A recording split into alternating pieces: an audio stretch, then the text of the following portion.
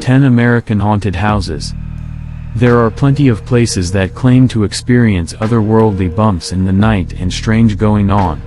Hotels, restaurants, museums, old schools, the list is endless, but nothing inspires fear like finding your own home is haunted. And America boasts some of the terrifying haunted houses the world has ever seen. You've all heard of Amityville, but that doesn't even scratch the surface of the terror found in the pages of history and across homes throughout the United States. To give you an idea of what's lurking out there in the vast American landscape, here's a list of some of the most blood-curdling horrors that happened just a little too close to home. The Sallie House. 508 North 2nd Street, Atchison, Kansas. This is one of the scariest hauntings you've probably never heard of. Not only do native Kansas dwellers consider this the most haunted building in the state, but many claims it's the most haunted house in the country. This house was built in the mid-19th century and has been home to many families, but one stands out among the others thanks to the death of their daughter, Sally, who was the victim of an appendectomy gone wrong. In the 90s, then-owners Tony and Deborah Pickman sought the help of paranormal investigators after Tony experienced attacks and mysterious poltergeist activity around the house seemed to escalate. It turns out that not only is little Sally still around, but the angry spirit of a middle-aged woman was found to be responsible for the attacks. The Kreischer Mansion. 4500 Arthur Kill Road, Staten Island, New York. It's said some houses are cursed. That certainly seems to be the case for the Kreischer Mansion in Staten Island, where tragedy and murder seem to be part of the very fabric of the building.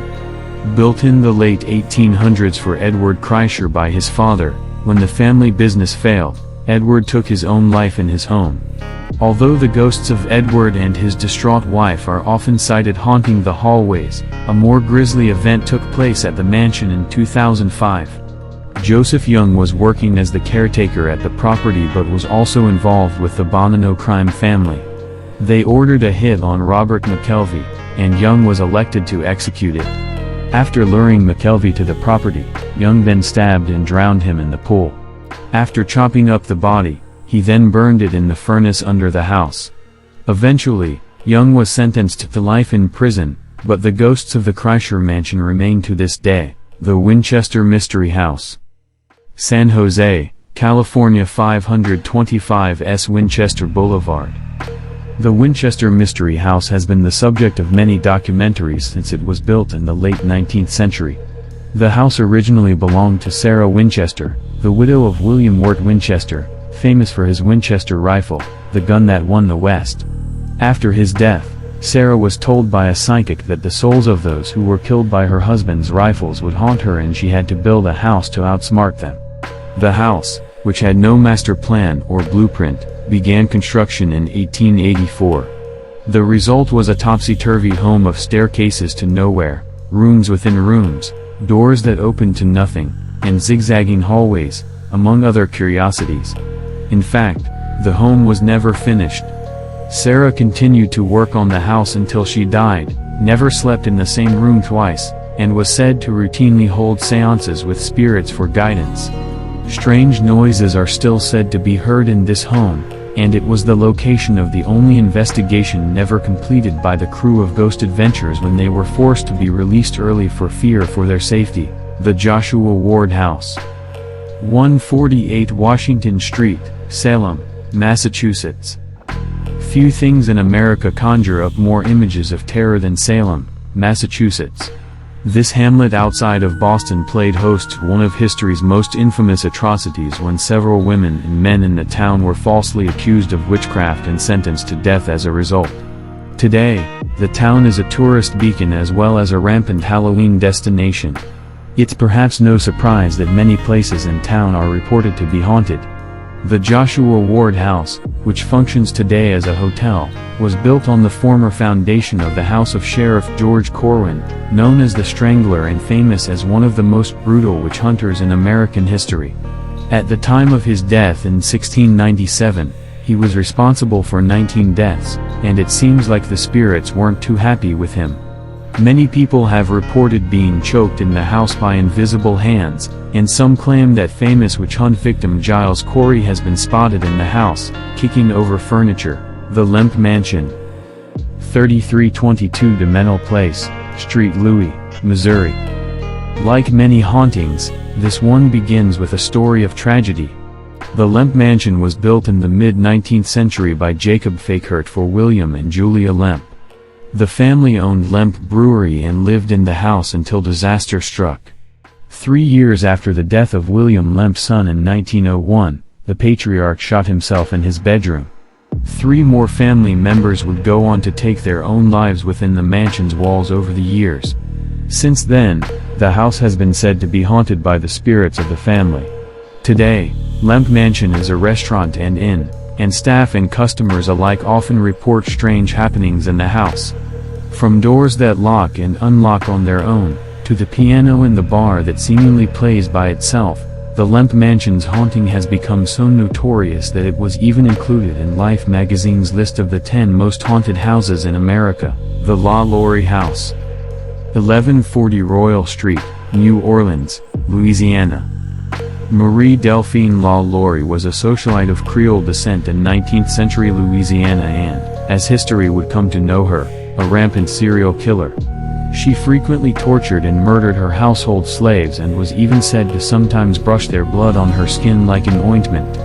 After a fire broke out in the house, rescuers discovered bound slaves in her attic who showed evidence of cruel and violent treatment. She was apprehended by a mob to be brought to justice but somehow managed to escape with her family. It's rumored she fled to France, but for the most part, her fate remains unknown.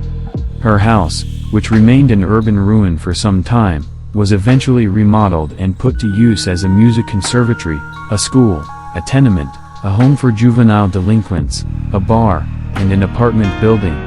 The house itself is rampant with stories of lingering, angry spirits, looking for vengeance. The Mollie Brown House, 1340 Pennsylvania Street, Denver, Colorado.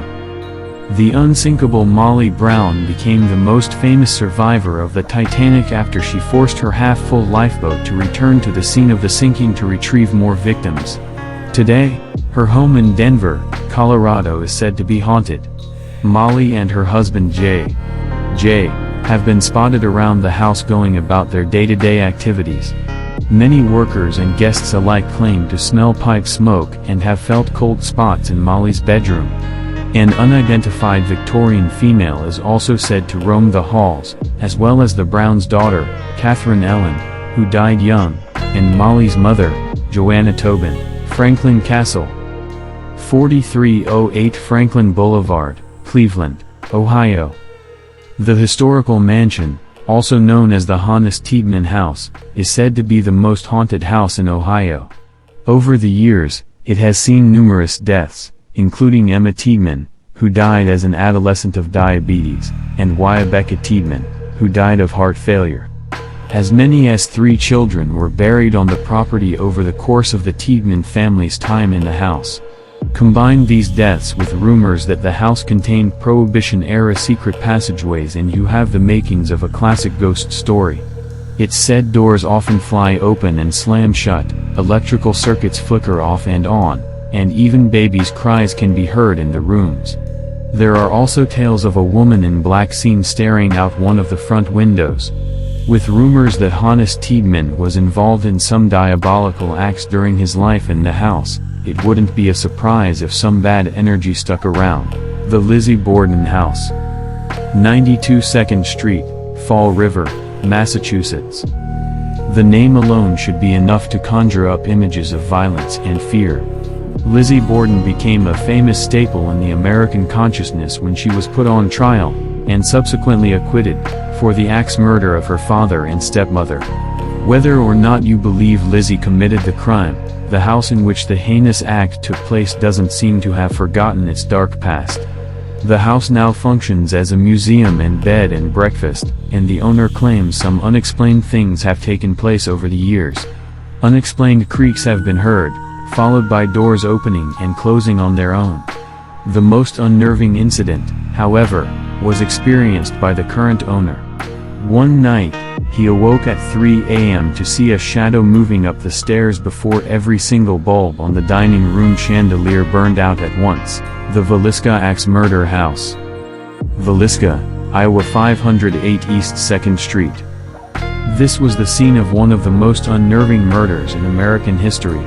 The entire family and 2 guests were bludgeoned to death in their home, the result of brutal axe strikes to the head. After it was done, he supposedly covered all the mirrors in the house before departing. To this day, the crime remains unsolved.